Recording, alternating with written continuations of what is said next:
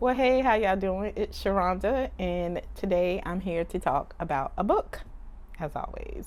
And that book is Never Say Never by Toni LaRue. So let's get into this thing, shall we? So, hey, how y'all been? What's going on? It always feels like I never talk about books much anymore. I don't know why. Like, I know I do, but it always feels like but anyway, so let's get into this book right here.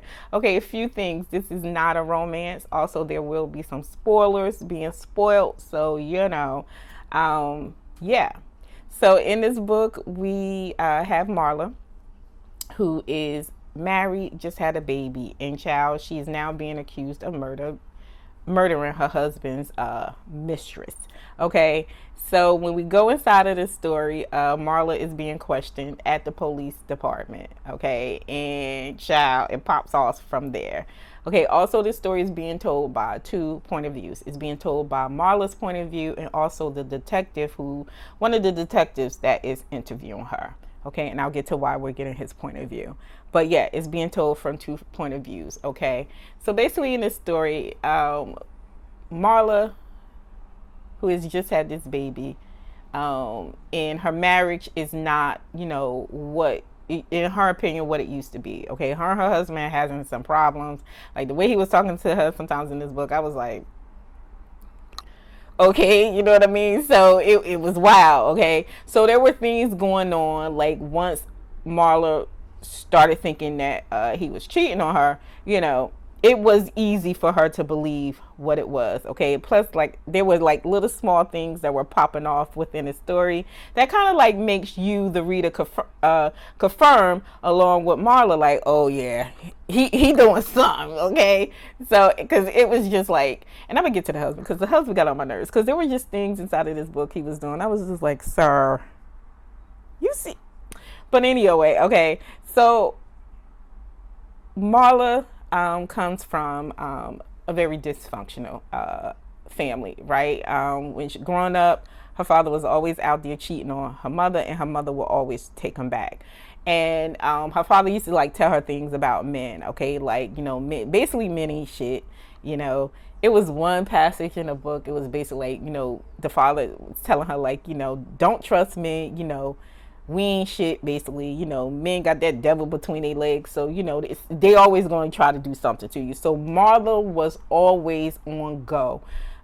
If it was a little spark, child, little period of of proof, or really non-proof that this man was cheating on her, Marla was going with it because you reading her character inside of this story, you really saw this woman just like so convinced that her husband was cheating on her. So basically in the story, Marla is trying to find proof before she just go to him and outright accuse him.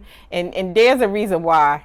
Because there's a past there's a past situation between her and her husband that kind of put Marla in the mind frame of I just can't go to him without proof and accuse him of doing this. Okay, so basically in this book we see Marla along with her friend Rachel, basically trying to dig up proof of her husband's infidelity. Okay, and child, it was crazy. Now remember Rachel. Okay, now Marla's husband is a lawyer, along with Rachel's husband. Marla and Rachel's husband work at the same goddamn law firm. Okay, they lawyers. Okay, and Rachel is in the story because, like I said, she is helping Marla find proof on her husband. But Rachel ain't the friend we think she is. Rachel was kind of like, in my opinion, she was like a chameleon in this story because she was, to me, like during the read, she was giving Marla some good advice, but she was also doing shit because Marla was so convinced in her head that her husband was cheating on her, and she was doing all this like crazy shit to come up with proof that he was cheating on her. She was missing little small clues from Rachel. So all I'm gonna say about Rachel is just remember that. Just remember that heifer because she was something else. I was like, And she's also the twist in this story. Rachel is kind of like the twist, the kind of like, oh shit, like what? That's Rachel in this story, okay? Rachel is the person where they always tell you, you know, everybody ain't your friend. Even though they looking like or pretending to be your friend, everybody ain't your friend. That's Rachel in this story, okay? Well, anyway, so basically what we're seeing on Marla's end is her, just like I said, just literally the lady going out her damn mind, just trying to, just like, I know he's cheating on me. I just know it. I know it. Nobody could convince her of anything else.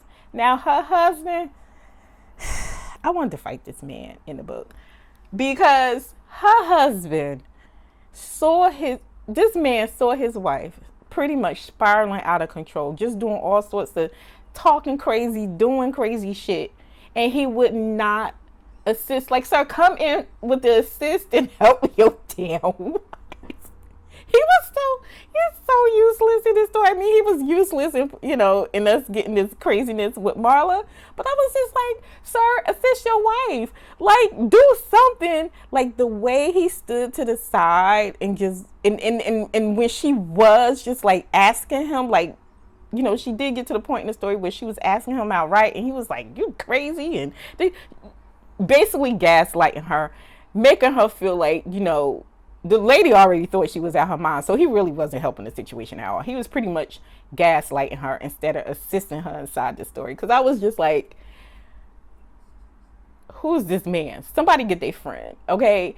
And it was wild because now, again, Rachel, okay, and her husband, they have parts in this story, and they're the twist in the story. And the reason why Marla's husband was so useless is because her husband knew information that could have just like stopped a whole lot of this shit, but he just refused to say shit. And I was just like, again, he was useless. Okay, so let's get on to Eddie. Okay, Eddie's POV. So Eddie comes inside the story. We see Eddie at the beginning of the story because, like I said, he's one of the detectives that is interviewing Marla at the beginning of the story, okay?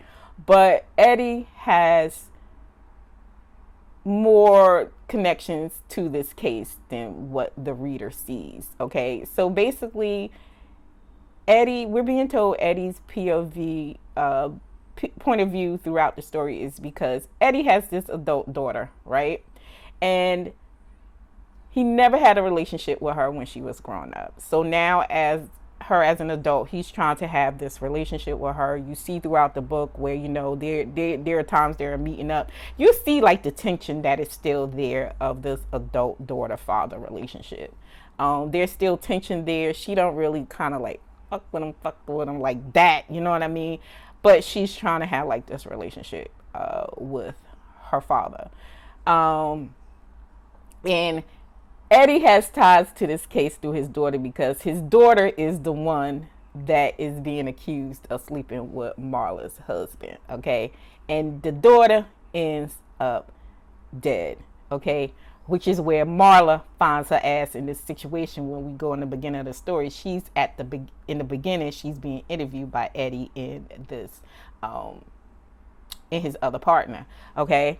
So that kind of like ties Eddie to this situation. He is so gun-ho. We see in the story, like, once we start now, also with this story, we're not just getting dual point of views, we're also getting like, you know, flashbacks to certain situations, you know, past and present, and then it's kind of like meeting up. You know, sometimes we're getting the same story being told by both Marla and Eddie because, you know, at some point in time these two are meeting up and things are going on, okay?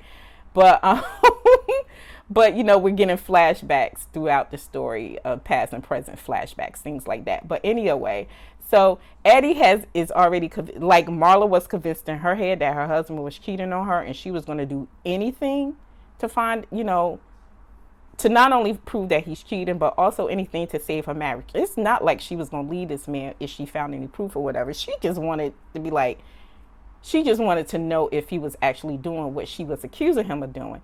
And with Eddie, he had already done convinced in his head that Marla killed his daughter because of the ties that Marla, the daughter, and the husband have together, because this daughter, she's a lawyer also at this law firm. Okay, so everybody got ties inside of this story, but y'all, it was Marla for me in this story. It was Marla, because Marla was doing things inside of this story that really wasn't helping her situation, like, of being accused of killing this woman. You know what I mean?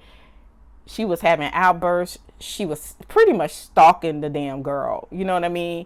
So it was Marla for me, because I was just like, you know how you read certain characters, in some stories, and you just be like, oh my God, you just be shaking your head like, what the, just not like doing smart things. And I was just like, Marla, Marla, Marla, Marla, Marla. And because she wasn't doing smart things, again, bringing back Rachel and her trifling husband ass, it made Marla miss a lot of things. Okay, but at the end of it all, I enjoyed this story. Okay, it was messy, it was crazy, it has a really crazy twist to it, but it was a mess. And I just and also what I took away from the story while reading it, it was just the thing of, you have these two characters that are tied to this woman, this dead woman in this story, and what both of them could having convincing thoughts in their heads. You know what I mean? And nobody could have convinced them that anything was different. You know what I mean? Even when Marla's husband was telling her, like, even though he was gaslighting her, he was telling her he wasn't doing it. But like I said, he wasn't helping the situation at all. And he was a whole damn lawyer. I was like, sir, why you not trying to save your wife? Like, what the fuck? And with Eddie, he was so convinced in his head that Marla did this because of the guilt that he had of not being in his daughter's life when she was growing up and stuff like that. So right now, he's in, I have to do something now. You know what I mean? I have to save my daughter now. I have to find out who did this. And I felt like at times with Eddie, I just felt like, even if Marla didn't do it, child, he was gonna make sure she did it, because he was just, child, it was a mess. But the story was good. I really, really enjoyed it. Like, I've been like in a rut lately, reading romances and stuff like that. Like, I just, it's nothing to do with authors or their stories and stuff. Like, I just been in a rut. I just haven't been able to like get into any stories and stuff like that. So, when, with the help of Tama, we found this book, and I was just like, oh my God. Like, it just brought me out of my rut, and that was such a good thing. So I think for the rest of the month, I'm probably not going to be reading a whole lot of romances. Definitely for the podcast, I'll be reading some, but I won't be reading a whole lot of romances. I just feel like I can't get out of this rut if I keep doing that. So I need to pick up something different, something that's just gonna, whatever. But Miss LaRue, okay, girl. Okay, you got me. I'm going to have to go back and read some other books in her catalog. It looks like this is what she writes, like urban crime thrillers, and I'm here for it. I'm just here for it. I'm here for all the messiness and the craziness, and just, yeah. But definitely, like, if this is your you like these kind of reads, please check out this book. Because, child, I was like, Marla, Marla, Marla, Marla, Marla. That's all I kept saying throughout the story. I was like, Marla, God, what is you doing? She was just not doing things. She was reckless as hell inside of the story. I was just like, but anyway, so yeah, that is my thoughts on this book. And until the next one, later days. Bye.